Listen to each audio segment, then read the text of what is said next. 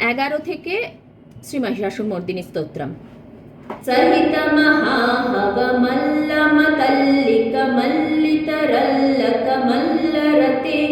విరచిత వల్లిక పల్లిక మల్లిక ఝిల్లిక భిల్లిక వర్గవృతే సితకృత ఫుల్లస ముల్లసితారుణ తల్లజ పల్లవ సల్లలితే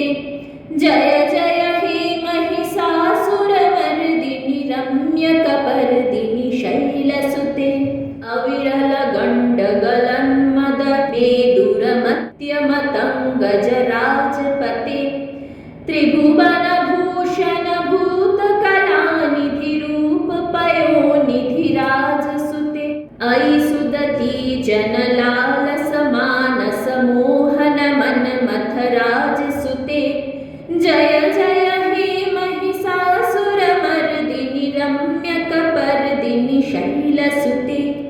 కమలదలామల కోమల కాంతి కళాకలితామల భాలలతే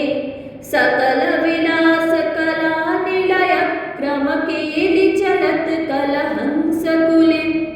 అలికుల సంకుల కుబలయ మండల